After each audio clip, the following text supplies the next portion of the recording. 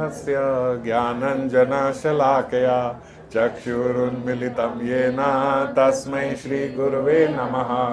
श्रीगौरङ्गा नित्यानन्द श्री अद्वैतचन्द्र गदाधर श्रीवासादि गौरभक्तवृन्द वाञ्छाकल्पतरुभ्यश्च कृपा सिन्धुभ्येव च पतितानां पावनेभ्यो वैष्णवेभ्यो नमो नमः। हरे कृष्णा कृष्णा कृष्णा हरे हरे, हरे राम राम राम हरे हरे।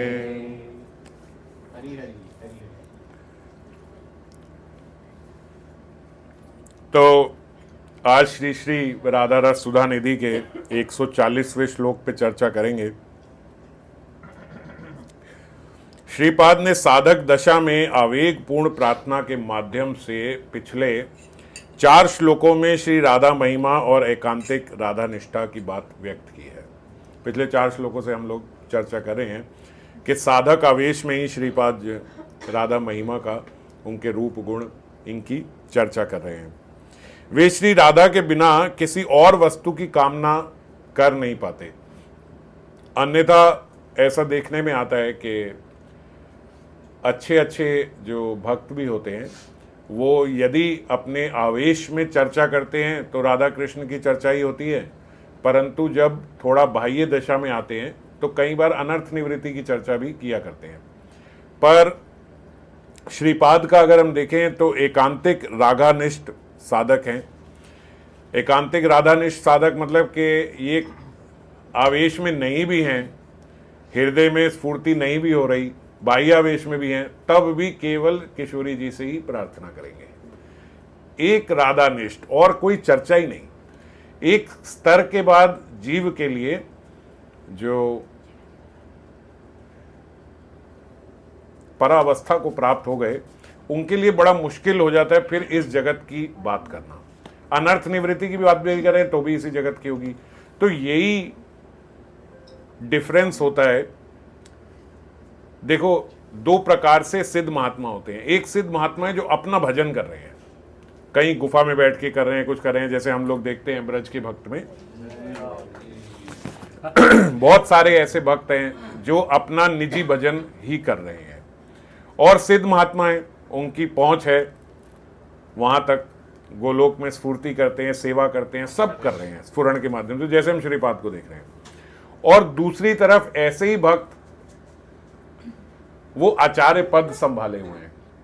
तो जैसे हमारे श्री गुरुदेव हैं, तो उनमें क्या है कि ये अवस्था है, पर बाह्य दशा में आते ही अपने शिष्यों के लिए हर प्रकार की चर्चा करनी होती है, हर प्रकार की। जैसे अगर वो संसार की बात नहीं करें तो हमारे जैसे शिष्य जो हैं उनका संसार कैसे चलेगा, समझ गए। अगर एक महात्मा जो है केवल इस स्तर पे रहे और हम बस इसी स्तर पे रहे तो ना हम वहां स्पर्श कर पाएंगे और नो वो हमें देख पा रहे हैं। तो ऐसे ही जो आचार्य पद पे नहीं है, समझ गए, यद्यपि आचार्य तो हैं क्योंकि सिद्ध हो गए, लेकिन उनके भीतर ये गुरु आवेश नहीं है। भगवान का एक, जैसे आचार्य माम विजानयात, भगवान ही गुरु स्वरूप में प्रकट होते हैं, तो ये कार्यभार है। तो जब गुरु आवेश में भगवान आते हैं तो फिर हम देखते हैं कि बाह्य आवेश में अनर्थ निवृत्ति की चर्चा भी होती है, संसार के बारे में भी अपने शिष्यों को बताया जाता है, और इस प्रकार की टीकाएं भी कर दी जाती हैं। तो इसीलिए हम लोग कभी ऐसे महात्माओं को आंकने का कोशिश ना करें कि कई बारी हम लोग ऐसा अपराध कर बैठते हैं कि हम देखते हैं अरे ये तो इस जगत की बात भी कर रहे हैं, ये तो इनको तो यहाँ का भी सब पता है, ये तो ये भी कर रहे हैं, तो ये फिर वो श्रीपाद कोटि के भक्त थोड़ी हुए, वो तो अलग होते हैं जो महात्मा होते हैं। ऐसा नहीं है, ये नापदंड नहीं है कि अगर कोई संसार का ज्ञात रखता है तो हम सोच लें कि वो महात्मा, सिद्ध महात्मा नहीं है, है ना। हम लोग बच्चे बच्चे से हैं और आंकते फिरते हैं कि भैया ये सिद्ध हैं कि नहीं है, ये नहीं है कि नहीं है। ऐसे कई बार कई लोग मेरे से प्रश्न पूछा करते हैं कि भैया ये वाले जो अमुक महात्मा है राधा कुंड, ये सिद्ध हैं कि नहीं है। अरे भैया आप और मैं कौन हो रहे हैं हिसाब लगाने वाले कि सिद्ध हैं कि नहीं है। और ऐसी कौन सी वार्तालाप और कौन सी बात और कौन सी उससे पता लग जाएगा कि किसकी पहुंच कहाँ तक है। तो ऐसा रेटिंग करने का हम लोगों को प्रयास भी नहीं करना चाहिए, ये अपराध बनेगा। और ऐसे भी नहीं है कि हम लोग कहें कि जो यहाँ की बात कर रहा है यहाँ अवेयर है यहाँ के बारे में भी हम कहें कि नहीं फिर ये तो सिद्ध नहीं हो सकते, तो ऐसा नहीं है। सबका अलग अलग दायित्व होता है। एक बारी जब व्यक्ति सिद्ध हो जाता है तो फिर जब जैसे हम वहाँ पे देख रहे हैं जो मंजरी स्वरूप में हैं, जो भगवान के परिकर ही हो गए, महाप्रभु के परिकर हो गए, फिर महाप्रभु के हाथ की कलम है वो। अब कलम से कहीं कुछ लिखा जाता है, कहीं कुछ लिखा जाता है। जैसा कार्य भगवान कराना चाहते हैं वैसा कार्य वो यहाँ पे करते हैं। अगर उनसे गुरु का कार्य करवाना चाहेंगे गुरु करेंगे, आचार्य बनाना चाहते हैं आचार्य पद संभालेंगे। और कई महात्माओं को किस प्रकार से एकांतिक भजन किया जाता है ये शिक्षा हमें देने के लिए कईयों को केवल कोई पद नहीं दिया जाता, वो केवल अपना ही भजन गुफा में बैठ के कर रहे हैं। ऐसे कई कई भक्तों के बारे में हम अगर ब्रज के भक्त देखें तो 12-12, 14-14 घंटे, और अब तो प्रत्यक्ष रूप में भी ऐसा दिखता है कि 12-12 घंटे भजन करने के बाद भी अपने शिष्यों के कल्याण के लिए वो बाहर आके प्रवचन भी कर रहे हैं, संसार की बातें भी बता रहे हैं और सब कर रहे हैं। तो हमारे को कोई भी बात से आंकना नहीं चाहिए, कहने का तात्पर्य ये है। अब श्रीपाद जो हैं ये एक एकांतिक राधानिष्ठ भक्त हैं जो हर समय कोई संसार की चर्चा नहीं, कोई अनर्थ निवृत्ति नहीं। जब बाहर भी आते हैं तो भाई आवेश में भी किशोरी जी से प्रार्थना ही कर रहे हैं, मैं इस विश्व में तुम्हारे संपर्क के बिना किसी भी वस्तु की आकांक्षा नहीं करता। तो इस बात से स्पष्ट हो जाता है कि वो यहाँ और कोई चर्चा करना ही नहीं चाहते। जैसे एक महात्मा थे, उनके बारे में पता लगा कि भैया वो ब्रज में रहते थे, तो लोगों को पता लगा ये तो महात्मा सिद्ध हैं। कैसे पता लगा सिद्ध हैं? भाई वो तो 20-20 घंटे भजन करते हैं। आसपास वालों ने बताया कई बारी हम इन्हें देखते हैं कि 24 घंटे अपनी कुटिया के बाहर चौकड़ी लगा के बैठे हैं और स्मरण कर रहे हैं और अंदर गए नहीं, भीतर गए नहीं। 24 घंटे से जब आँख खुलती है तो शास्त्र उनके सामने है, उसका अध्ययन करने लगते हैं। अध्ययन करते करते फिर स्मरण में चले जाते हैं और माला हाथ में पकड़े करते रहते हैं। लोगों को पता लगा भैया सिद्ध महात्मा है, लोगों की वहाँ भीड़ लगने लग गई। अब भीड़ लगेगी तो हर प्रकार के व्यक्ति आते हैं। जब किसी को पता लग जाए सिद्ध महात्मा है, वो तो अपने संसार की वस्तु ही पूछता है। कोई ये तो पूछता नहीं महात्मा मैं कैसे सिद्ध हो जाऊँ, मैं कैसे भजन करूँ। वो तो ये बोलते हैं हमारे ये जीवन में ये कष्ट है, फलाना फलाना कष्ट है महाराज, ये कैसे दूर होगा। महाराज बोलते हैं वो दूर होगा, पहले मेरी एक कथा सुनो फिर वो दूर हो जाएगा।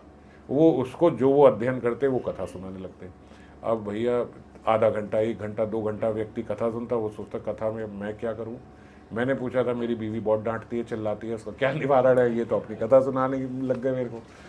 तो भक्त जो है वो बोलते नहीं महाराज ठीक है, समझ गए चले गए। और यही वो चाहते थे कि यहाँ पे ना आए।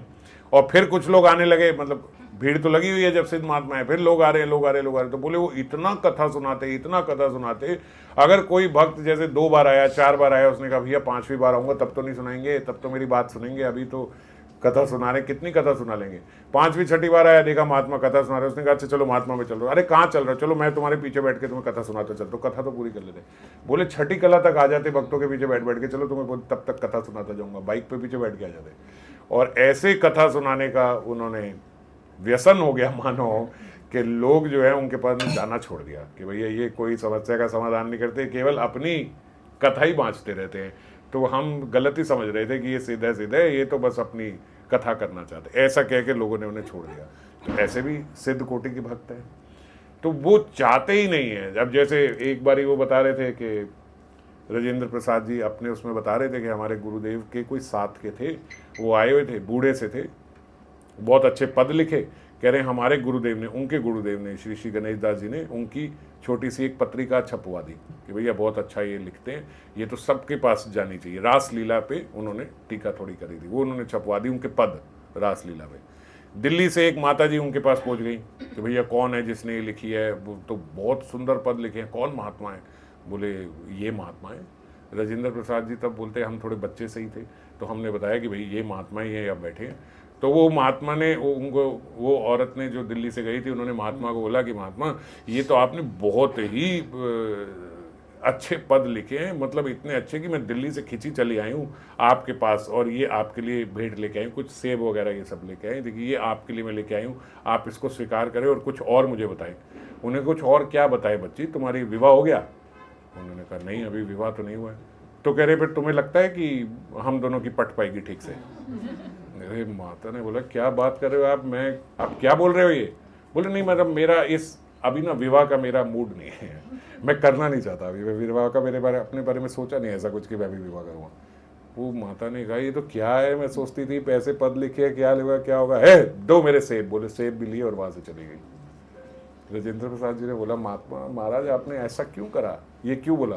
बोले बच्चा आज एक आई है कल दो आएंगी, यहाँ भीड़ लग जाएगी, ये सब करेगी, इसीलिए तो हम लोग ये तब पत्रिका वगैरह छपवाते नहीं थे। ऐसे ही करते रहे तो बस इन्हीं को समझाते रहेंगे, अपना भजन हमारा हो गया अगर यही सब भीड़ भाड़ लगती रही यहाँ पे तो ऐसे करके भी अब कई महात्मा अपने से बोले महाराज अगर उनका भजन खराब हो गया तो अब कोई व्यक्ति क्या श्रद्धा लेके आया और जब वो ये देखेगा तो करेंगे। बोले एक का जाएगा ना, ऐसे तो पता नहीं तुम्हारे जैसे कितनों का चला जाएगा अगर यहाँ भीड़ लगने लग गई तो अपना आराम से रह के भजन करो, इन सबसे दूर रहो, ज्यादा अच्छा है। तो इस कोटि के भी भक्त हैं। अब हम लोग अगर जाएं तो क्या हिसाब लगाएंगे? माता जी आप चले जाओ 50 लोगों को और बताओगे, वो तो ऐसे होता है वहां पे 50-100 को तो हम डूब जाएंगे, डूबा के ले जाएंगे भैया, नहीं नहीं नहीं नहीं ये मत करना। तो इसीलिए हमें महात्माओं की क्या अवस्था है ना, उस पर न चर्चा करनी चाहिए ना आंकना चाहिए। हम लोग बहुत छोटे हैं और जो भी हम संतों के दर्शन करते हैं एक भाव से, संत भाव से ही हमें उनकी पूर्ण रूप से निष्ठा से सेवा करनी चाहिए। तो आज श्रीपाद प्रार्थना कर रहे हैं 140वें श्लोक में, यातायात शतेन संगमी तयो अन्योन्य वक्त्र उल्लसत चंद्र लोकन संप्रभूत बहुल अनंग अंबिधो श्रोभयो अंतः कुंज कुटीर तल्प गतयो दिव्य अद्भुत क्रीडयो राधा माधवयो कदानु श्रुवणया मंजीर कांची ध्वनि। यातायात शतेन, यातायात मतलब आगे पीछे घूमना, और शतेन मतलब 100 बार, शतेन तो 100 बार, अनेक बार यातायात के पश्चात सम्मिलित परस्पर का मुख चंद्र दर्शन कर अपने अपने सुविशाल अनंग सिंधु की तरंगों से युक्त कुंज भवन के केली तल्प मतलब केली शैया, जो उनके कुंज भवन में शैया है उसको बोला जाता है केली तल्प, विलास शैया को। केली शैया पर दिव्य अद्भुत क्रीड़ा में रत श्री राधा माधव की मंजीर कांची ध्वनि मैं कब सुनूंगा। श्रीपाद ये प्रार्थना कर रहे हैं। जब बोलते सुनूंगा तो इसका मतलब उनके भीतर कोई लीला प्रकाशित हुई है और वो लीला में विराम आ गया, और विराम आने के पश्चात अब वो ये प्रार्थना कर रहे हैं, वरना सुनूंगी होता अगर आवेश में बोल रहे होते तो, है ना। अब सुनूंगा बोल रहे हैं मतलब इन्होंने कोई लीला इनके हृदय में प्रकट हुई और वो लीला विराम हो गया, तो अब हाहाकार करके प्रार्थना कर रहे हैं। सो ये प्रार्थना कर रहे हैं यातायात शतेन मतलब अनेक बार इधर उधर घूम फिर के मैं आप दोनों को मिला दूंगी, संगम तयोर अन्योन्य वक्त्र उलसत चंद्र अलोकन, और फिर एक दूसरे का आप दोनों तयो आप दोनों अन्योन्य एक दूसरे का वक्त्र उल्लसत चंद्र आलोकन, एक दूसरे का चंद्र मुख देख के उल्लसित होगे। बड़ी बार घूम फिर के आप दोनों को मैं मिलाऊंगी, और जब आप दोनों का मिलन कराऊंगी तो आप दोनों एक दूसरे को देखकर, चंद्रमुख देखकर एक दूसरे का उल्लसित होगे। संप्रभूत बहुल अनंग अंबुधि शोभयो, और जब ऐसा होगा तो फिर बहुत सारा अनंग यानी आपके भीतर रति उत्पन्न होगी, और वो रति जो है अंतः कुंज कुटी तल्प गतयो दिव्य अद्भुत क्रीडयो, और फिर वो रति का परिणाम क्या होगा कि आप लोग केली शैया पे क्रीड़ा करोगे। राधा माधव यो कदानु शुणुया, शुणुयाम मतलब मैं सुनूंगी, और जब आप लोग क्रीड़ा कर रहे होगे तो मैं राधा माधव की कब सुनूंगी, क्या मंजीर और कांची की ध्वनि, जो आपके वेस्ट बेल्ट और आपके एंकल बेल्ट्स मानी आपके जो नूपुरों की ध्वनि होगी, और जो आपकी कवरी पे जो बंदे होंगे उनकी ध्वनि होगी, मैं उसकी ध्वनि कब सुन पाऊंगी। जब केली शैया पे क्रीड़ा कर रहे होंगे तो मैं उनकी ध्वनि कब सुनूंगी। ऐसा श्रीपाद यहाँ पे प्रार्थना कर रहे हैं। बाबा बोलते कि श्रीपाद की तो ऐसी अवस्था है कि वो चाह रहे हैं कि मुझे इसके अलावा और इस संसार में कुछ चाहिए ही नहीं, हर समय मेरी मति वहीं लगी रहे, मेरी प्रत्येक इंद्रिय तुम्हारे भजन रस में मग्न रहे। ऐसा श्रीपाद प्रार्थना कर रहे हैं। जिन्हें मुक्ति की खोज मिल जाती है, बाबा बोलते हैं, उन्हें फिर संसार सुख और भुलाई नहीं रखता। मानी संसार सुख के भुलावे में वो नहीं आते, जिन्हें एक बारी मुक्ति सुख की खोज मिल जाती है। मुक्त हुए नहीं है अभी, मुक्ति सुख की खोज मिल गई है, पता लग गया है कि जीव मैं कैसे मुक्त होऊंगा। यदि एक बारी ये ज्ञात हो जाए कि मैं कैसे मुक्त होऊंगा, तो फिर जीव जो है इस संसार के भुलावे में नहीं आता, इस संसार में फंसता नहीं। और जो लोग भक्ति का रास्ता देख लेते हैं, जिन्हें भक्ति सुख का अनुमान हो जाता है, थोड़ा सा भक्ति सुख का आस्वादन हो जाता है, उन्हें फिर मुक्ति सुख अति तुच्छ लगती है। फिर वो मुक्तियों के चक्कर में नहीं फंसते। मुक्ति और भक्ति में भेद तो आप समझ गए होगी, इतनी बार चर्चा हो गई। और फिर जिन्हें कृष्ण माधुरी के आस्वादन का सौभाग्य प्राप्त हो जाए, भैया जिन्हें ठाकुर जी की सेवा करते करते कृष्ण माधुरी का आस्वादन थोड़ा सा मिल जाए, उनकी अवस्था कैसे हो जाती है कि फिर वो अन्योन्य जो भगवत स्वरूप हैं, उनकी भक्ति के सुख की कामना नहीं करते। एक बारी कृष्ण के सुख का आस्वादन प्राप्त हो जाए, फिर भगवान के ही दूसरे स्वरूप हैं, वो दूसरे स्वरूपों की प्रार्थना तो करता है, दूसरे स्वरूपों के दर्शन तो करता है, पर सब में अपने ही इष्ट को देखता है। जैसे हम रामायण तो सुनेंगे, हम राम जी की कथा तो सुनेंगे, पर इष्ट हमारे कृष्ण ही है। हम यही मानेंगे कि ये मेरे ही ठाकुर जी इस स्वरूप में भी आए हैं। हम नरसिंह चतुर्दशी का उपवास तो करेंगे, वहां जाके दर्शन तो करेंगे, लेकिन ये समझेंगे, यही भीतर रहता है कि मेरे ही कृष्ण जो हैं वो ये नरसिंह रूप में भी आए हैं। समझ गए? तो सब जगह जहां दर्शन करता है वहां अपने ही इष्ट के स्वरूप के दर्शन करता है, किसी और के भक्ति करने की उसके भीतर कामना उत्पन्न नहीं होती। जिसको एक बारी कृष्ण सुख का आस्वादन मिल जाए, उसको कोई कहे कि भैया ये नरसिंह जी का ये अमुक अमुक हवन कर लो, पाठ कर लो, ये कर लो तो आपके कष्ट हर जाएं, ये हर जाएं, तो वो उसको भाता नहीं है। वो बोलते नहीं, हम अपना हरि नाम करेंगे, सब करेंगे, पर नरसिंह जी से प्रार्थना है कि नरसिंह जी हमारे कष्टों को आप थोड़ा हर लेना। तो नरसिंह जी भी क्यों प्रार्थना है? क्योंकि कृष्ण ही है नरसिंह रूप में जल्दी से कष्टों को खत्म कर देते हैं। तो इसीलिए नरसिंह भगवान से प्रार्थना है, भैया हमारे ये जो आपदा विपदा आए हमारे भजन के पथ पर, आप जल्दी से उसका नाश कर देना। क्योंकि उस समय आए हैं ठाकुर जी, जो आए हैं वहाँ तो ठाकुर जी हमारे इष्ट जो हैं वहाँ तो बंसी बजा रहे हैं, और यहाँ आए हैं बड़े बड़े नाखून लेके एकदम खूंखार होके कि जो आपदा है वहाँ को एकदम भक्त की खत्म कर दे। सेकंड लगाई, प्रहलाद जी की आपदा विपदा सब खत्म कर दी, सब नष्ट कर दे, चलो अब इसके बाद भजन करो, अब कोई लेना देना नहीं है। तो इसी प्रकार से नरसिंह भगवान से प्रार्थना कि हमारे इष्ट जो हैं इस रूप में आए हैं, आज वॉयलेंस के मूड में है, तो सारी आपदा विपदा हमारी खत्म कर देंगे। समझिए? तो ऐसे ही, लेकिन और कहीं जाने की इच्छा नहीं होती जब कृष्ण सुख का आस्वादन मिल जाए।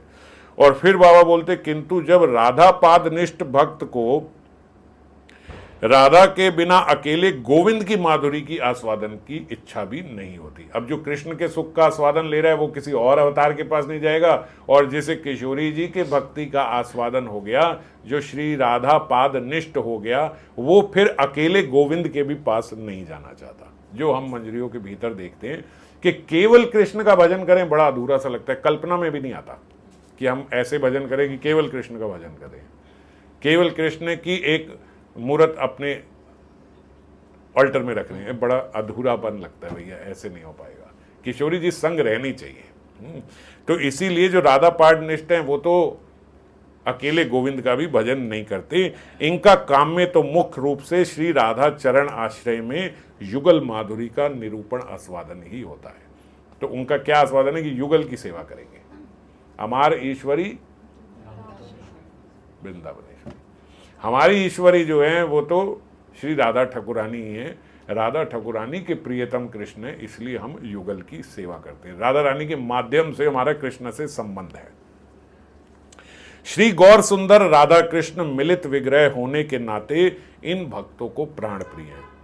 अब भैया कई लोगों में ये भी बात आ जाती है कि अब मैं राधा कृष्ण की करूं कि गौर निताई की करूं। ऐसे भी हैं कि बोलते भैया हमें तो राधा कृष्ण समझ में आती है, तो गौर निताई छोड़ो, बस हम वो उतना उतना ही समझेंगे। अब ये गौर लीला के इतने पचड़े में फंसेंगे भैया, इतने सब ये सब, वो इतने सारे पार्षद, इतना सारा, वो क्या जरूरत है?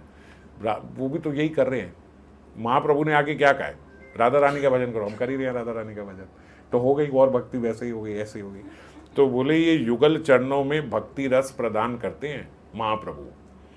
इस कली काल में ये संभव नहीं है कि महाप्रभु की कृपा प्राप्त किए बिना हम लोग राधा रानी के चरणों की कृपा प्राप्त कर पाएं। यद्यपि राधा रानी पात्र अपात्र नहीं देखती, तब भी हमारे भीतर वहां तक पहुंचने की श्रद्धा ही उत्पन्न नहीं होगी जब तक गौर कथा में हमारी श्रद्धा या रति नहीं होगी। महाप्रभु के माध्यम से हमें पता लगता है, महाप्रभु की कृपा से पता लगता है कि राधा रानी के चरणों में जो भजन है, अब जैसे ये जो जितनी हम राधा रस सुधा निधि पढ़ रहे हैं, ये गौर पार्षद के माध्यम से ही तो पता लग रही है। यह गौर पार्षद का कोई शास्त्र ही नहीं पढ़ोगे, महाप्रभु को मानोगे नहीं, तो कहाँ से समझ में आएगी कि किशोरी जी के संग कैसे भक्ति करनी है, क्या करना है, क्या संबंध होना चाहिए। आप लोग बहुत सौभाग्यशाली हो, आप लोगों को संबंध तो पता है, नहीं तो आज 99% लोग जो राधा कृष्ण के विग्रह भी घर में रखते हैं, उन्हें ये नहीं पता है कि हमारा इनसे संबंध क्या है। बहुत उच्च कोटि तक भी पहुंच जाए ना, मतलब सब डीटी वर्शिप भी करना प्रारंभ कर दिया, तब भी उन्हें नहीं पता कि हमारा संबंध क्या है। हमारा राखी पे राखी बांध देते हैं, जन्माष्टमी पे वहां को झूला झूला लेते बच्चा समझ के, इच्छा मांगने वक्त माई बाप समझ लेते हैं कि यही हमारे माई बाप है। तो सब तरीके का संबंध उन्हीं के साथ, भैया सखा भी हैं हम इनके, प्रियतम भी हैं हमारे, और बच्चे भी ये हमारे हैं, भगवान भी हैं हमारे लिए, और भाई भी हैं हमारे, क्योंकि आज भाई दूज है। तो हर तरीके का संबंध होता है कि नहीं होता। बड़ी साधारण, क्यों? क्योंकि संबंध ही नहीं मालूम है कि क्या संबंध है हमारा, और जब तक संबंध नहीं पता है तब तक संबंध बनेगा कैसे। आप मान लो जिनकी शादी नहीं हुई है, एक लड़के से आपकी बातचीत शुरू हो गई, राखी आई, आपने राखी बांध दी, वैलेंटाइन डे आया, आप घूमना शुरू हो गए, आज भैया वैलेंटाइन डे है, आज हार्ट का तकिया दे दो यहाँ को, यही सब देते हैं। और फिर जब फिर फादर्स डे आया तो वो भाई तू ही हमारे बाप की तरह भी है, और फिर जब झूला झुलाने की बारी आई तो भैया वहां को बोलो तू मेरा बच्चा है। बच्चा बच्चा कहने का तो आजकल स्टाइल ही है।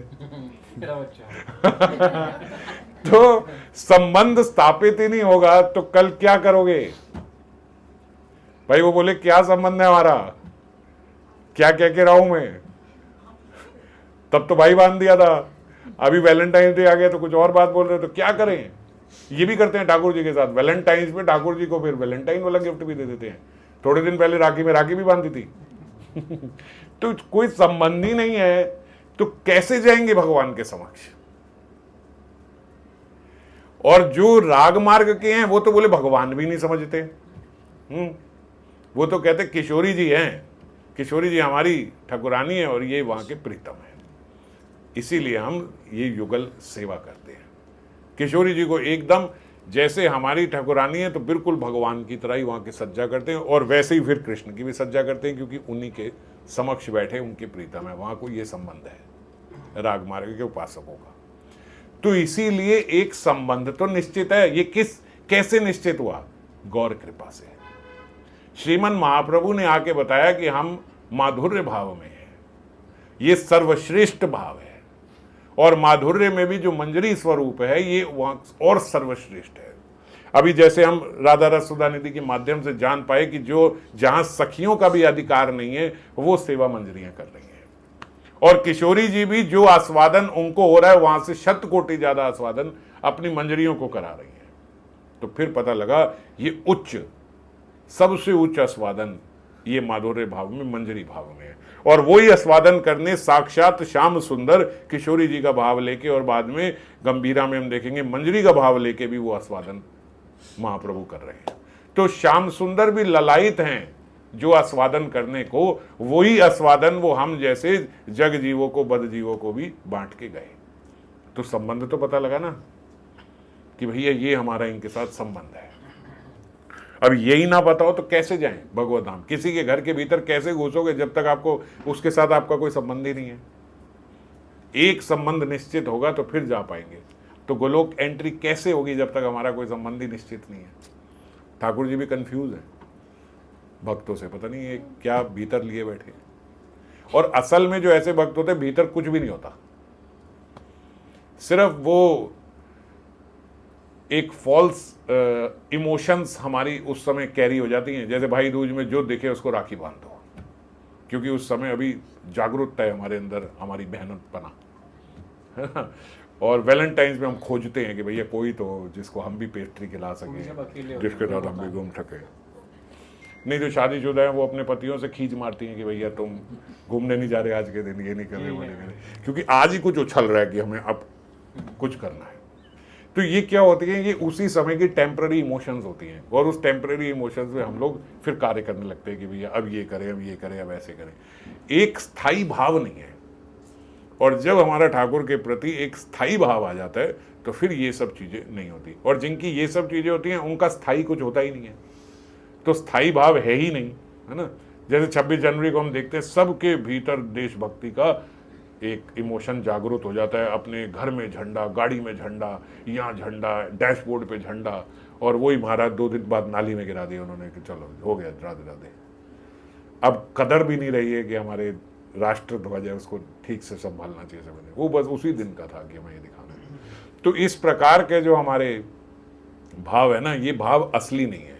तो भगवान के प्रति भी, ठाकुर जी के प्रति भी जब ये भाव आता है तो उन्हें भी पता है ये भाव असली नहीं है, ये तो आज ऐसे बस हाई इमोशंस में ये सब ये कर रहे हैं, कोई स्थायी भाव नहीं है। तो ऐसे करने वालों का कोई स्थायी भाव नहीं होता, और जिनका स्थायी भाव होता है उनका एक संबंध होता है, ये है हमारे। तो युगल चरणों में भक्ति रस प्रदान करते हैं श्री निताई गौर, तभी इनके निताई पद कमल कोटि चंद्र सुशीतल, ऐसी प्रार्थना की जाती है। अब निताई पद कमल कोटि चंद्र सुशीतल, ऊपर कह रहे हैं श्री गौर सुंदर राधा कृष्ण मिलित विग्रह, और नीचे प्रार्थना में बोल रहे हैं निताई चांद की प्रार्थना, निताई पद कमल कोटि चंद्र सुशीतल। तो बोले ऐसा क्यों?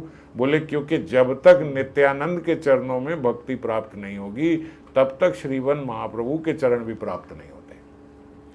निताई गौर में भी नित्यानंद के प्रति हमारी श्रद्धा होती है तो तुरंत गौर चरणों में भक्ति प्राप्त हो जाती है। रघुनाथ दास गोस्वामी पाद जी के माध्यम से हमने देखा था, कितनी बार गए महाप्रभु ने वापस लौटा दिया। फिर निताई चांद ने जब वो लीला है ही थी तो उन्होंने बोला कि भैया आओ यहाँ पे, और वो स्थान भी हमने देखा है दंड महोत्सव का जहाँ हुआ था। तो उन्होंने पानी हाटी में उन्हें बोला कि आप जो है चोरी कर रहे हो, चोर हो। अब सबके भीतर रघुनाथ दास गोस्वामी पाद को चोर बोल रहे। रघुनाथ दास गोस्वामी थोड़े एम्बेरस हो गए कि भाई मैं क्या चोरी कर रहा हूँ। बोले मेरा धन चुरा रहे हो। मेरा धन कौन है? श्री गौर। मेरा धन गौर है, तुम उनको मेरे बिना, मतलब लीला कर रहे हैं प्रेम से, गुस्सा नहीं, प्रेम से लीला कर रहे हैं कि इधर तो आओ। और फिर जब निताई चांद को वो जाने, उनके प्रति उनकी श्रद्धा हुई तो तुरंत महाप्रभु ने भी रघुनाथ दास गोस्वामी पाद को अपना लिया। तो इसीलिए निताई पद कमल कोटि चंद्र सुशीतल, ऐसी प्रार्थना है। युगल माधुरी का आस्वादन श्री निताई गौर चरणों की शरणागति का अनिवार्य फल है। श्री निताई गौर चरणों में, दोनों में, नित्यानंद और श्रीमन महाप्रभु के चरणों में शरणागति होनी चाहिए। कोई गौर भजन त्याग कर युगल भजन में रमता है, कोई युगल भजन त्याग कर गौर भजन की ओर आग्रह दिखाता है, किंतु शुद्ध गौड़िया वैष्णव की कामना होती है हेथा गौर चंद्र पाओ सेथा राधा कृष्ण। ये जो हम अभी चर्चा कर रहे थे, प्रेम भक्ति चंद्रिका में ये आया, हेथा गौर चंद्र पाओ सेथा राधा कृष्ण। गौर चंद्र की जैसे ही भक्ति प्रारंभ करोगे राधा कृष्ण स्वतः प्राप्त हो जाएंगे। श्रीपाद गौर के निरतिशय कृपा पात्र हैं, तभी उनमें निरूपम राधा निष्ठा प्रकट हुई है। वे स्फूर्ति, अब देखो जो गौर पार्षद है उनके भीतर की राधा निष्ठा श्रीपाद के माध्यम से हमें दिखती है। वे स्फूर्ति के अभाव में रो रहे हैं, उनके विरह व्याथुर प्राणों में शीतलता का संचार करती फिर लीला की स्फूर्ति हुई। आज उनके भीतर लीला की स्फूर्ति हुई है, तभी वो ऐसी प्रार्थना करें। प्रार्थना से ही पता लग जाता है कि भैया इसमें इनके भीतर लीला की स्फूर्ति हुई है। श्री राधा दिवा अभिसारिका है, ठीक है दादाजी, दिवा अभिसारिका हो गए। अभी तक जो सारी लीलाएं वो रात की आ रही थी, आप पूछ रहे थे, आज किशोरी जी जो हैं दिवा अभिसारिका मतलब दिन में अभिसार कर रही हैं। अभिसार की उत्कंठा में आत्मदृष्टि तक विलुप्त है, मतलब जो अभिसार में निकली हैं उसमें उनकी जो ऐसी उत्कंठा हुई कि उस कंठा में अपने आप को भी भूल गई है। जैसे हम कह रहे हैं ना, ये तो ऐसा बावला हो गया, ये अपने आप की भी इसको सुत नहीं है। तो तो ऐसे बोलते अभिसार की उत्कंठा में आत्मदृष्टि तक विलुप्त हो गई, अपने आप को भी भूल गई। क्या अपने आप को भूल गई? बोलते माथही तपन तपत पत बालुक आतप दहन विथार।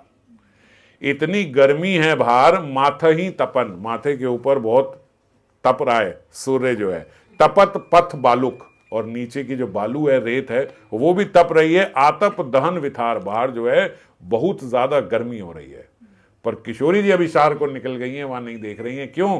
क्योंकि अपने आप की भी सुत नहीं रही है। नौनिक पुतली तनु चरण कमल जनु दिन ही कयल अभिसार। नौनिक पुतली जनु मतलब मक्खन जैसा उनका शरीर है, इतना कोमल। चरण कमल तनु, और चरण जो है वो कोमल कमल के समान है। दिन ही कयल अभिसार, दिन में ही निकल गई हैं आज अभिसार के लिए। हरि हरि प्रेमक गति अनिवार्य, ये प्रेम की जो गति है इसको रोका नहीं जा सकता। हरि हरि कानू परश रसे परवश रसवती बिछुरल सबहू विचार। भैया इन्हें कानू परश रसे, कानू मान ली कन्हैया, कन्हैया के स्पर्श का ऐसा रस आ गया है किशोरी जी में कि अच्छे बुरे का अब इनको कोई विचार नहीं रहा है। सर्दी गर्मी ये वो सब उन्हें अब कोई विचार नहीं रहा है। ऐसा कैसा हुआ? बोले कान्हा के एक स्पर्श से ऐसा उनके भीतर हो गया है। श्रीपाद किंकरी के रूप में छाया की तरह श्रीमती के साथ चल रही हैं। श्रीमती प्रबल अनुराग से भरकर कुंज में आ पहुंची हैं। पीछे पीछे पीछे पीछे मंजरी उनके साथ चल रही हैं और राधा रानी जो है अब कुंज में आ पहुंची हैं। श्याम सुंदर अभी तक वहां नहीं आए हैं। आज किशोरी जी पहले आ गई और श्याम सुंदर अभी नहीं आए, और किशोरी जी की उत्कंठा जो है वो तीव्र से तीव्रतम होती चली जा रही है। वो अधीर हो रही हैं और किंकरी श्रीमती का धैर्य, श्रीमती को धैर्य देकर कुंज में बिठाकर श्याम की खोज के लिए चल पड़ी हैं। किशोरी जी आप बैठो, मैं अभी तुरंत देखती हूँ श्याम सुंदर कहाँ हैं और उनको लेके आती हूँ। इस प्रकार से धैर्य देती है मंजरी। आप चिंता न करो, आप अधीर ना हो, अभी आ जाएंगे। कहाँ होंगे? यहीं कहीं होंगे, मैं 1 सेकंड में बस गई आई, उनको ढूंढ के लाती हूँ। वे मार्ग में कहीं दिखाई नहीं दे रहे। अब मंजरी इधर उधर देख रही हैं और कहीं उनको श्याम सुंदर देखने, देखते देखते देखते देखते वो जाके नंद भवन पहुंच गई। और नंद भवन में क्या देखती हैं कि आज वहां जन समागम लगा हुआ है। जन समागम समझ गए? बहुत सारे लोग, भैया पूरा ब्रज जो है वहीं पे आके इकट्ठा हो गया है। नंद बाबा ने बुला रखे हैं बहुत सारे लोग ब्रज के, और जन समागम वहां पे हो रहा है। वहां के बीच श्याम सुंदर भी दिखाई पड़ रहे हैं, वो इतने सारे लोगों के बीच में बैठे हैं। पर श्रीमती की उत्कंठा की बात बताने का तो सुयोग अब नहीं मिल सकता। इतने सारे लोगों के बीच में कैसे बताएं उन्हें? बड़ी मुश्किल से किंकरी जो है सब लोगों को पता ना चले ऐसे इस प्रकार आंखों से थोड़ा सा इंगित कर दिया। अब ज्यादा भी इंगित नहीं कर सकती, सब लोग हैं, सब लोग देख रहे हैं। और कुछ क्षण के लिए श्याम सुंदर की नजर पड़ी तो बस यूं करके भाग ली वहां से कि अब ज्यादा इधर उधर पता ना लगे कि मैं इनको कुछ कर रही हूं। और जब वहां से आती है तो श्याम सुंदर अभी तक नहीं आए हैं।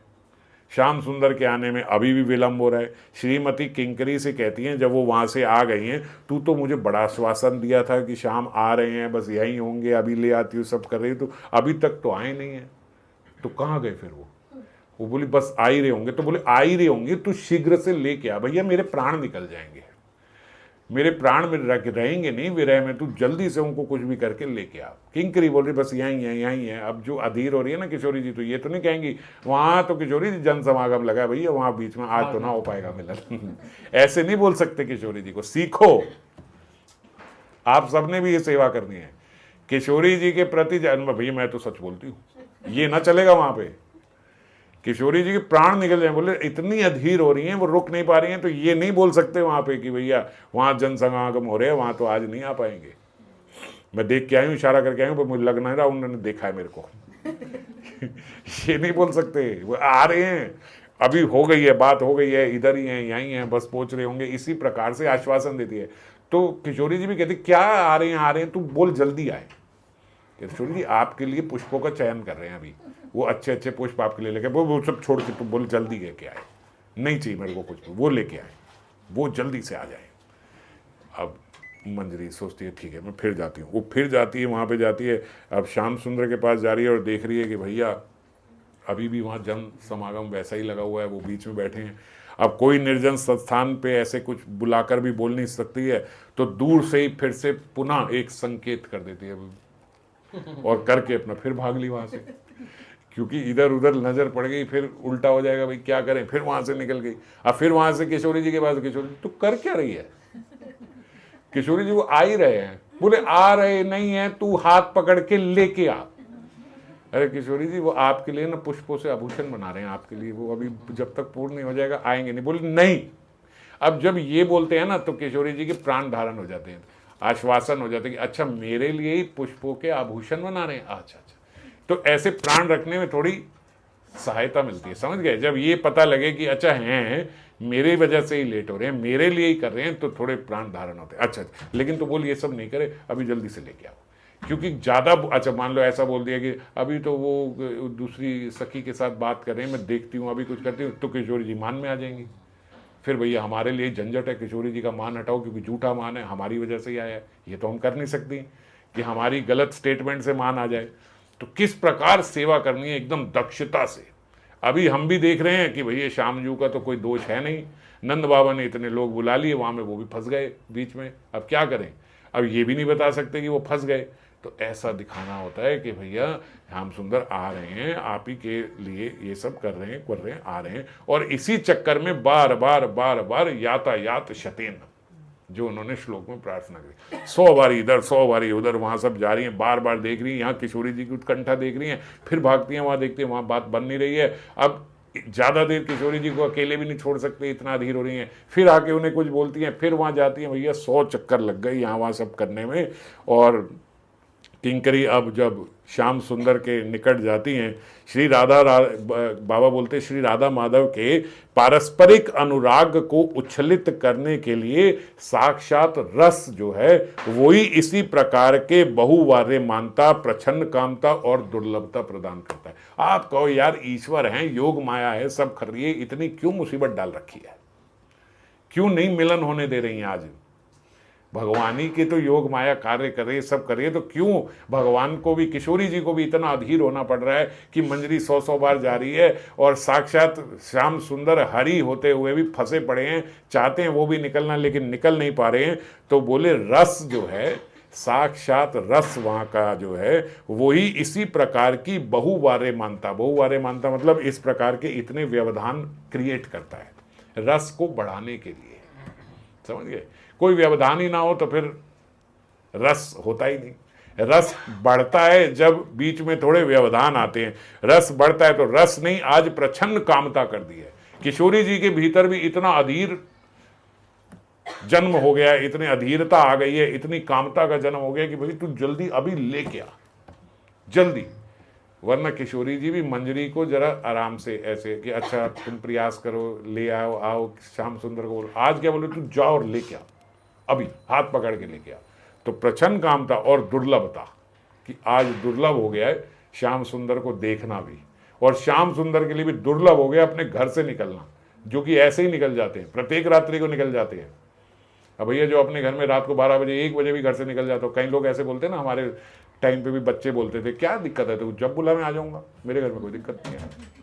हम बोलते भाई हम तो नहीं निकल सकते 8 बजे के बाद घर से, हमारे घर कोई दिक्कत नहीं है। वो बोले मेरे पीछे ही गेट है, मेरे पास ही चाबी है, मैं जब मर्जी निकलता हूँ, जब मर्जी आ जाता हूँ।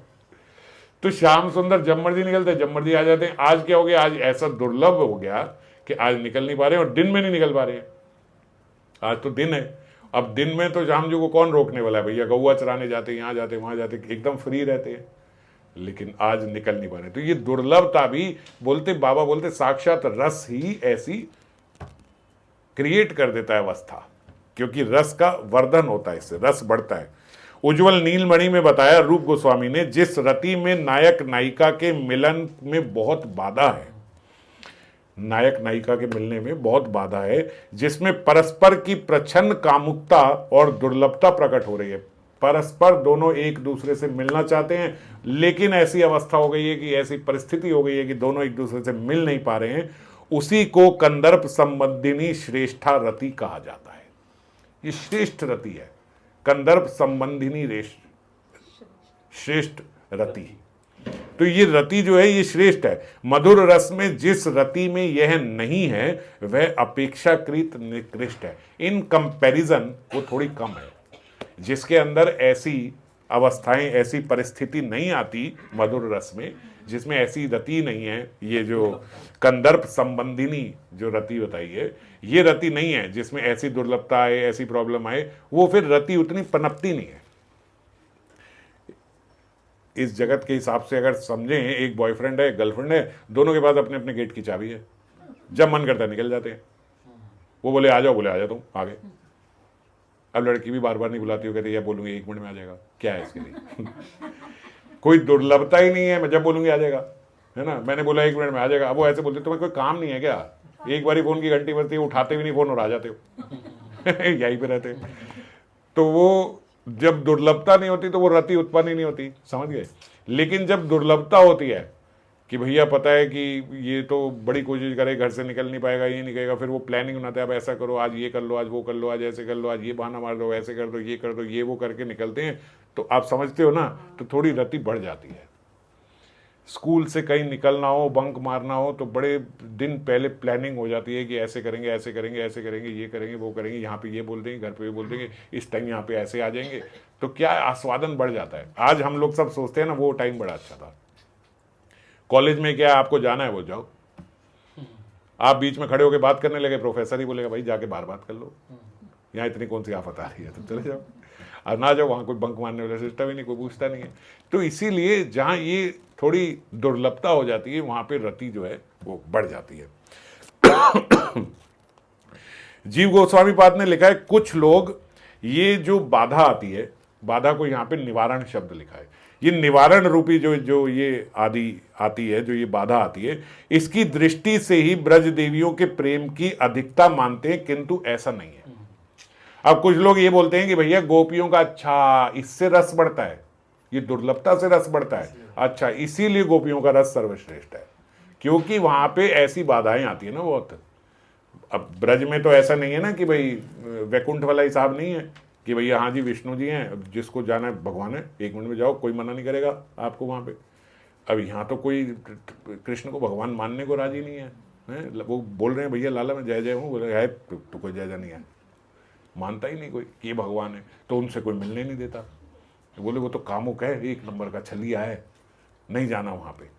तो क्योंकि उनके भीतर इतनी बाधाएं हैं, तो हम कुछ लोग जीव गोस्वामी बात बोल रहे हैं, अच्छा वो लोग फिर ऐसा समझ लेते हैं, ऊपर वो जो नायक नायिका की वो बात बताइए कि अच्छा बाधा है, तो बाधा की वजह से ही तो इनका प्रेम इतना श्रेष्ठ हुआ है ये गोपियों का।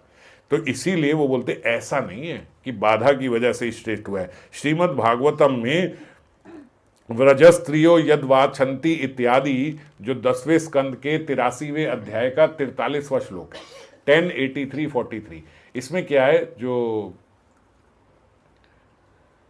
द्रौपदी है, वो द्रौपदी जाके जब कुरुक्षेत्र में एक बार मिले थे ना, तो द्रौपदी जो है वो तो भगवान की परम भक्ता है, उनके भीतर बड़ी उत्कंठा हुई कि भैया हम जो ये द्वारका की रानियां आई हैं, सब आई हैं, ये जो सब इधर उधर से ब्रज से आई हैं, मैं सबसे जाके मिलूं और सबसे पूछूं। अब आए तो कुरुक्षेत्र में हैं, वहीं आए हैं, कुरुक्षेत्र में तो उन्हीं का राज्य है। तो द्रौपदी जाके महिषियों से मिली द्वारका की, और सबसे एक एक करके पूछ रही है कि आपका विवाह कैसे हुआ, आपका विवाह कैसे हुआ, क्या क्या लीला हुई, ये हुई वो हुई। तो जो अष्टपट रानियां हैं उन सबके साथ तो लीला हुई, जैसे रुक्मणी जी को ऐसे भगा के लाए, जामवंत के साथ फिर वो युद्ध हुआ, तो जामवंती उन्होंने गिफ्ट में दे दी कि भाई ये तो हमारे इष्ट हैं, तो ठाकुर जी को अपनी पुत्री जो है दे दी। और जैसे जैसे अलग अलग मित्र वृंदा आदि सबसे जैसे जैसे विवाह हुआ, सब ने अपनी अपनी स्टोरी सुनाई। द्रौपदी बड़े मजे से सुन रही है, बड़ा आनंद आ रहा है ठाकुर जी की ये लीला सुन के। तो 16,108 रानियाँ हैं, 8 पट रानियाँ हैं, 8 ने बताई। जो बाकी 16,100 रानियाँ हैं, सब ने बोला भैया हमें तो वो बहुमत उठा के ले गया था, हमारी तो एक ही स्टोरी है सबकी। और फिर उससे जब इन्होंने छुड़वाया तो हमने कहा इतने समय असुर ने रखा है, अब हमें तो कौन ही अपनाएगा। तो ठाकुर जी ने हमने प्रत्येक के साथ विवाह कर लिया, तो हम सबकी स्टोरी तो 1। तो 9 स्टोरियाँ उन्होंने सुनी, 8 पट रानियों की और 9वीं 16,100 रानियों की, कि हमारा तो ऐसे इनके साथ विवाह है गया। अब जो बाकी 16,100 रानियाँ हैं ना, वो बोलती हैं ये 1083-43 जो ये श्लोक आया 1083-43, उसमें वो बोलती हैं कि भैया हमारी तो आज भी बहुत इच्छा ये है कि ये जो हमारे कन्हैया हैं, ये जो कृष्ण हैं, ये वहाँ पे जो ब्रज स्त्रियों के साथ रहते थे, वो ब्रज स्त्रियों के साथ किस प्रकार से खेला करते थे, वहाँ की जो पुलिंद की जो स्त्रियाँ थीं वो कैसी थी, इनका स्पर्श उनके लिए कैसे था, यहाँ तक कि वहाँ पे जो इनकी चरणों की रज थी, यदि वो हमें प्राप्त हो जाए वृंदावन की, तो हम अपने आप को धन्य मानेंगे। जो 8 पटरानी हैं वो तो अपने आप में ही ऐसे होती है ना कि भाई हम ही कम नहीं है, हमें तो ऐसे युद्ध करके इधर उधर करके इतने उससे लेके आए हैं ये। पर जो बाकी 16,100 रानियां हैं, उन्होंने द्रौपदी को ये बात बोली कि जो ब्रज स्त्रियां हैं भैया वो सर्वश्रेष्ठ हैं, ये हमने देख लिया। 16,108 रानियां हम सबके समक्ष इनको देखते हैं ये कैसे रहते हैं, पर जब उनकी बात सुनते हैं और जब इनका प्रेम उनके लिए देखते हैं तो हमारे भीतर यही इच्छा होती है कि हमें यहाँ की पटरानी ना बनना है, हमें तो वहाँ के गोपियों के चरणों की रज मिल जाए, हमारी तो यही इच्छा है। तो बाबा बोलते एक तो इस श्लोक से पता लगता है कि ब्रज स्त्रियों का केवल दुर्लभता की वजह से ही प्रेम ऐसा नहीं है कि बहुत ज़्यादा बताया गया है कि भैया, क्योंकि अगर ऐसा होता तो महिषियाँ जो हैं वो ब्रज स्त्रियों की तारीफ ना कर रही होती, वो भी ये बात बोलती है अच्छा अच्छा वहाँ तो कष्ट थे इसलिए इनका प्रेम बढ़ गया। हाँ, हमारे यहाँ कष्ट नहीं है। अब पति पत्नी में क्या है, ठाकुर जी 16,108 रूप में सबके साथ महल में रह रहे हैं, अब यहाँ तो कोई कष्ट है नहीं, कोई विपदा है नहीं, तो कोई बाधा नहीं है। तो बोले हमारा प्रेम इसलिए नहीं है क्योंकि हमारे पास कोई बाधा नहीं है यहाँ सामने। ऐसा थोड़ी है कि बाधा की वजह से ही प्रेम बढ़ा है। तो अगर होता तो ये महिषियाँ थोड़े ना ललायित होती उनके चरण रज प्राप्त करने को। और फिर दूसरा श्लोक का उन्होंने बाबा ने उदाहरण लिया 10:47-58। ये 10:47-58 में उद्धव जी जब जाके गोपियों से मिले, जब उद्धव जी वृंदावन गए थे, तो वहां पे जाके वो बोल रहे हैं उद्धव जी कि मैंने इस पृथ्वी के जितने भी लोग देख लिए, सारी मैंने पृथ्वी के समझ लिए जो जितने भी लोग हैं, इन सब में जो यहाँ की ब्रजांगनाएं हैं ये सर्वश्रेष्ठ है। असल में मनुष्य जीवन पाने का सर्वश्रेष्ठ फल तो ये ब्रज सुंदरियों को ही मिला है, क्योंकि कोई साधारण तो थे नहीं उद्धव भी, बहुत बड़े ज्ञानी थे और दिखने में भी एकदम कृष्ण जैसे ही थे।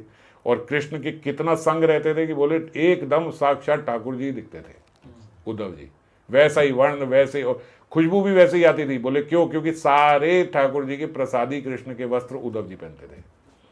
उनके गले का हार भी आज का अगले दिन उद्धव जी अपने गले में डाल लेंगे, और कुछ पहनते ही नहीं थे, बोले केवल उन्हीं के प्रसादी वस्त्र पहनते थे, और बिल्कुल हूबहू वैसे ही। तो वो उद्धव जी भी कहते हैं कि भैया मनुष्य जीवन का अगर सर्वश्रेष्ठ फल किसी को मिला है तो वो ब्रज गोपियों को मिला है। तो यहाँ बाबा बोलते हैं कि अगर हम ये कहें कि केवल बाधा की वजह से ही ये सर्वश्रेष्ठ है, तो उद्धव जैसे महाज्ञानी यहाँ पे आके ब्रज देवियों की इस प्रकार स्तुति न किया करते। निवारण आदि अंश को अवलंबन मानकर महिषियां एवं उद्धव जी के मन में गोपी प्रेम के प्रति लोभ नहीं जन्मा है, समझ गए। केवल बाधा की वजह से ही इनका प्रेम ज्यादा है, ऐसा होता तो उद्धव जी और महिषियों के अंदर गोपियों के प्रति ऐसा प्रेम और श्रद्धा न होती। जाति से ही प्रबल होने के कारण गोपी प्रेम निवारण का अतिक्रम करने में समर्थ हुआ है। जाति से ही मतलब शुरू से ही स्वाभाविकता इनका प्रेम इतना ज्यादा है कि उनके लिए ये बाधा कुछ भी नहीं है। बाधा ने उनका प्रेम नहीं बढ़ाया है, बाधा से हमें पता लगा है कि इनका प्रेम कितना है। जैसे बाबा बोलते कोई दुर्ग का अतिक्रमण करने में मत हस्तियों का बल व्यक्त मात्र होता है, उत्पन्न नहीं होता। मानी कोई बहुत बड़ा किला है जंगल में, अब हाथी आए, मस्त हाथी आए, मत हाथी मतलब इंटॉक्सिकेटेड, थोड़े हाँ पागल कह लो अपनी देसी भाषा में, तो उस टाइप के मत हाथी जो है वो वहां पे गए और पूरा किला भी तोड़ फाड़ दिया उन्होंने। तो अब किला तोड़ने से तो आप ये नहीं कहोगे ना कि भैया हाथियों का बल, अब पता किला तोड़ने से उनका बल बढ़ा है, किला तोड़ने से बढ़ा थोड़ी है, किला तोड़ने से पता लगा है कि हाथियों में इतना बल है। तो ऐसे ही बोलते जो वहां की ब्रज सुंदरियां हैं, बाधा को पार करके कृष्ण से जो वो मिल रही हैं उससे उनके प्रेम का पता लगता है। ऐसा नहीं है कि उसी से आप कहोगे कि इनका प्रेम बढ़ा है, समझ गए। उससे प्रेम उत्पन्न नहीं हुआ है, उससे प्रेम का पता लगा है। खैर जो भी हो, बाबा बोल रहे हैं बार बार यातायात करने के पश्चात किंकरी सफल काम हुई। अब इतनी बार इधर उधर घूमा, अब उनको सफलता मिल गई। क्या मिल गई, एक बार श्याम सुंदर उनको अकेले में मिल गए, और जैसे ही श्याम सुंदर अकेले में मिले तो किशोरी जी की तीव्र विरह की पीड़ा उनको बताई। भैया तुम कर क्या रहे हो, यहाँ जन समागम में बीच में बैठे हो, नंद बाबा की गोदी में, तुम समझ नहीं रही हो। वहाँ पे किशोरी जी जो है विरह से इतनी आतुर हो रही है, कम से कम 250 चक्कर मेरे लग गए। थोड़ा तो एग्जैजरेट करा जाता है ना, जब ऐसे बोला जाता है। वहाँ शतेन बोल रहे हैं, लेकिन यहाँ बोल दी भैया 200-250 चक्कर लग गए, इधर उधर भागने के चक्कर में तुम देख नहीं रहे हो, 2 बार इशारे करे हैं, तुम ऐसे देख रही हो कि बस क्या आसमान के तारे थोड़ी दिखा रही हूँ। वहाँ किशोरी जी बैठी हैं, जल्दी से फटाफट चलो वहाँ पे। और वे श्याम सुंदर को संकेत कुंज में ले आई पकड़ के फटाफट। अब नहीं, there is no looking back now, चलो वहाँ। वो बहुत विरहिणी हो रही है और किशोरी जी के साथ जाके उनका मिलन करा दिया। अब जनरली इतना लेट श्याम सुंदर जाएं तो वो तो स्वाभाविकता वामा स्वभाव हैं किशोरी जी। किशोरी जी तो जनरली क्या, वो बेचारे टाइम पे आ जाएं, वो तो वामा स्वभाव में हो जाती हैं कि क्या है भाई। तो आज जो है अगर कितनी बार तो ऐसे वाम भाव में आ जाती हैं किशोरी जी कि किशोरी जी मिलने जा रही हैं संकेत कुंज में, हैं वहाँ कुंज में श्याम सुंदर पहले ही बैठे हैं। श्याम सुंदर पहले बैठे सारी सज्जा करके। आज कुंज की सारी सज्जा करी है श्याम जी ने अपने हाथ से किशोरी जी के लिए। किशोरी जी वहां पहुंची और उनसे नाराज हो गई। श्याम जी कह रहे क्यों नाराज हो गए, तुम आई है, तुमसे पहले मैं आया हूं, सब तुमने पता नहीं किसके लिए तैयार किया था, तो मैं आ गई। तुम तो दूसरी गोपी को देख रहे होगे कि पता नहीं कौन आएगी और किसके लिए तुमने सज्जा करी होगी, और मैं यहाँ पहुंच गई, बड़ा दुख हो रहा होगा तुम्हें, तो मैं यहाँ पे आ गई हूँ। तो ऐसे बोलती वाम स्वभाव आए, ऐसे जरा जरा सी बात पे गुस्सा। और आज इतना लेट हो गए कि 100 बारी मंजरी ने चक्कर काट लिए, फिर भी किशोरी जी आज मान में नहीं आई है। क्यों मान में नहीं आई है? क्योंकि मंजरी उन्हें बोल रही थी आप ही के सेवा में लगे हैं, ये कर रहे हैं, ये कर रहे हैं, ऐसा कर रहे हैं, वैसे कर रहे हैं। और फिर हाथ पकड़ के ले आई किशोरी जी, मैंने सब उधर का उधर धरे रहने दिए, सब इनको छोड़ के इनका हाथ पकड़ के ले आई, भैया सब छोड़ो, पहले उनके पास आ जाओ। तो सबरी चीजें जो इन्होंने बनाई थी वो तो वही रह गई, ये यहाँ पे आ गई। ऐसा कह के इनका मिलन कराया। विपुल उत्कंठा के पश्चात यह मधुर मिलन संभव हुआ है। परस्पर का मुख चंद्र दर्शन कर परस्पर का सुविशाल अनंग सिंधु उछलित हो रहा है। अब दोनों एक दूसरे का चंद्रमुख देख के उल्लसित हो रहे हैं, प्रसन्न हो रहे हैं। यहां एक दूसरे को सुखी करने की परस्पर की जो आकांक्षा है, आज वही अनंग है। जो रति है वो रति कैसे उत्पन्न हुई है? एक दूसरे को देखकर एक दूसरे को प्रसन्न करने की। आज किशोरी जी मान में नहीं है, बल्कि और उनको प्रसन्न करने की इच्छा रख रही है कि मेरे कारण आप इतना श्रम कर रहे हो। और श्याम जो है वो तो सोच ही रहे भैया मेरे कारण आप इतने विरह आतुर हो गई हो, और बिल्कुल मान में भी नहीं गई हो, आज तो एकदम ऐसे विरह आतुर हो। तो दोनों एक दूसरे को प्रसन्न करने की उत्कंठा। और अनंग इतना विशाल और विस्तीर्ण है कि उसकी तुलना बहुत से सिंधु के साथ की गई है। श्री युगल विलास का संकेत समझकर अब मंजरी ने देखा कि भैया ये दोनों मिल गए और दोनों एकदम उल्लसित हैं एक दूसरे को प्रसन्न करने के लिए। तो वो ये समझ कर कि अब ये संकेत मिल रहा है कि अब इनका विलास होगा, वो कुंज से बाहर आ गई। भैया अब इन दोनों को मिला दिया, अब वो वहां से बाहर आ गई। कुंज के भीतर श्री युगल केली तल्प यानी केली शैया पर दिव्य अद्भुत क्रीड़ा में रत है। यह क्रीड़ा दिव्य अथवा चिन्मय है। अब हम यहाँ पे बाबा बोलते प्राकृत जगत के नायक नायिका की तरह आत्म इंद्रियों को सुख पहुंचाने की वासना न समझे। ऐसा नहीं है कि एक दूसरे यहाँ अपनी अपनी वासनाओं को पूर्ति करने के लिए सब ना, बोले एक दूसरे को प्रसन्न करने की इच्छा है। आज अनंग यही है, यही रति रूप लेके आया है कि एक दूसरे को प्रसन्न करना चाहते हैं। ये सच्चिदानंद एवं प्रेम की परस्पर विलास वैचित्री है। इसको इस जगत के जैसा काम नहीं समझना चाहिए, ये अप्राकृत है। इसे प्राकृत देह आदि के आवेश को लेकर समझने की चेष्टा करना व्यर्थ है।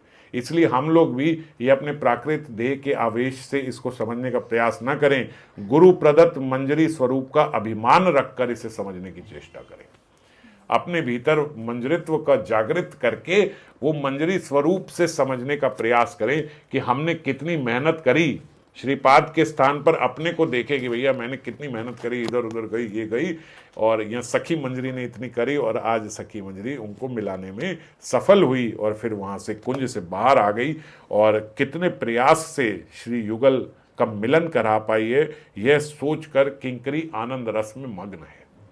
अच्छा तो लगता है ना, बहुत खुश हो रही है कि आज मैंने कितनी वो करके एट दी एंड सफल हुआ। न किशोरी जी मान में गई और न श्याम सुंदर भी ऐसे हुआ कि भैया मिल नहीं पाए, किसी तरीके से ढूंढ के ले ही आई और उन्हें पकड़ के मिलन करा ही दिया। इस भाग्यवती दासी को यह सौभाग्य प्राप्त हुआ कि कुंज रंध्रों पर आंखें रखकर युगल की लीला माधुरी का दर्शन कर सकी। कुंज रंध्रों पर आंखें रख के मतलब बाहर से कुंज रंध्रों से अब वो दर्शन कर रही है उनके केली विलास का।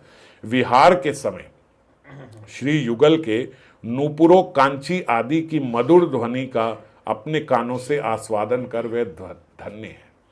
देख भी रही है और साथ में उनकी कांची और मंजीर की, जो हम श्लोक में वो चर्चा कर रहे थे, उनकी ध्वनि सुन रही है और उनकी ध्वनि सुनकर अपने को धन्य मान रही है। क्योंकि वहां ध्वनि जो आती है वो भी मैंने बताया ना, हर कोई सेवा कर रहा है। ऐसे नहीं है कि ऐसी आवाज आएगी कि वो डिस्टरबेंस क्रिएट कर रही है, ऐसी नहीं। वो ध्वनि भी म्यूजिकल है, तो वो सुन के, और क्योंकि वो महाभाव के चरणों में है इसीलिए महाभाव गठित ही है। उसके भीतर से जो ध्वनि निकलती है वो भी महाभाव को ही प्रकट करती है।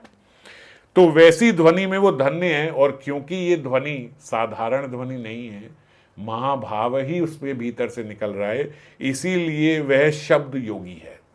ये बड़ा इंपॉर्टेंट वर्ड है, शब्द योगी। शब्द योगी मतलब आज मंजरी जो है, योगी क्या होता है? योगी आंख बंद करके ध्यान करता है। आज मंजरी कुंज रंध्रों से देख तो पा रही है, मगर उनकी कांची और मंजीर की ध्वनि सुनकर शब्द योगी हो गई है। मानी आंखें मूंद ली हैं और सारा ध्यान जो है वो उस ध्वनि में ही लग गया है, इसीलिए शब्द योगी कहा गया या मंजरी को।